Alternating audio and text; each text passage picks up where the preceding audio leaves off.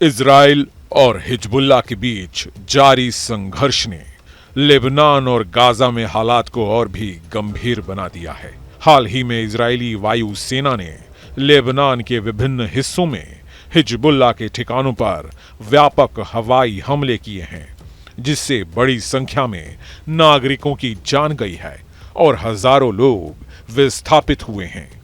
23 सितंबर 2024 को इजराइल ने operation northern Eros के तहत दक्षिणी और पूर्वी लेबनान में 1600 से अधिक ठिकानों पर हवाई हमले किए, जिनमें हिजबुल्लाह के हथियार भंडारण स्थल और कमांड सेंटर शामिल थे।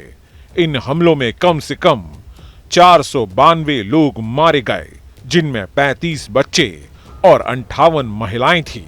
इसके अलावा 1645 से अधिक लोग घायल हुए हैं और हजारों लोग अपने घर छोड़ने को मजबूर हुए हैं। बैका घाटी और बेलबैक जैसे क्षेत्रों में भी इजरायली हमलों की तीव्रता बढ़ी है।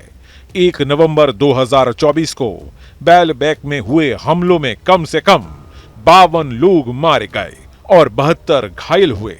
इन हमलों के कारण लगभग 60,000 लोग अपने घर छोड़कर सुरक्षित स्थानों की ओर पलायन कर चुके हैं। गाजा में 3 महीने से जारी नाकेबंदी के कारण मानवीय स्थिति अत्यंत गंभीर हो गई है। हाल ही में इजराइल ने सीमित मात्रा में सहायता सामग्री गाजा में प्रवेश करने की अनुमति दी, लेकिन संयुक्त राष्ट्र ने चेतावनी दी है कि यह सहायता 2.1 मिलियन की आबादी के लिए अपर्याप्त है।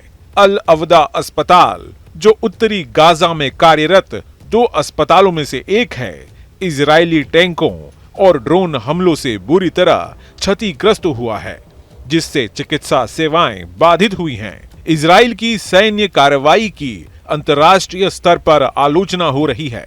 फ्रांस और जापान ने वेस्ट बैंक में अपने राजनयिक प्रतिनिधियों पर इजरायली बलों द्वारा गोलीबारी के बाद इजरायली राजदूतों को तलब किया। इसके अलावा वाशिंगटन डीसी में इजरायली दूतावास के 2 कर्मचारियों की हत्या ने वैश्विक स्तर पर आक्रोश पैदा किया है, जिसे इजराइल ने यहूदी विरोधी हिंसा करार दिया है। इजराइल और हिजबुल्लाह के बीच बढ़ते तनाव ने लेबनान और गाजा में मानवीय संकट को और भी गहरा दिया है। लगातार हो रहे हवाई हमलों और सीमित मानवीय सहायता के कारण नागरिकों की स्थिति अत्यंत दयनीय हो गई है। अंतर्राष्ट्रीय समुदाय को इस संकट के समाधान के लिए तत्काल और प्रभावी कदम उठाने की आवश्यकता है। फिलिस्तीनी स्वास्थ्य अधिकारियों ने बताया कि बुधवार को जब लोग आपूर्ति आने का इंतजार कर रहे थे, तब हवाई हमलों और टैंक की गोलाबारी में गाजा पट्टी में कम से कम 50 लोग मारे गए। इजरायली सेना ने कहा कि हवाई हमलों में 115 ठिकानों को निशाना बनाया गया, जिसमें रॉकेट लॉन्चर, सुरंगें और अनिर्दिष्ट सैन्य बुनियादी ढांचा शामिल था। लड़ाई को रोकने के प्रयास विफल हो गए हैं, क्योंकि हमास, जो युद्ध को पूरी तरह समाप्त करने तथा इजरायली सेना की वापसी पर जोर देता है, तथा इजराइल, जो कहता है कि हमास को निरस्त होकर गाजा छोड़ना चाहिए, दोनों ही पक्ष अपने रुख पर अड़े हुए हैं, जिसे दूसरा पक्ष अस्वीकार करता है। टीम न्यूज नेशन अब व्हाट्सएप पर खबरों की ताजा अपडेट के लिए न्यूज नेशन के इस QR कोड को स्कैन करें।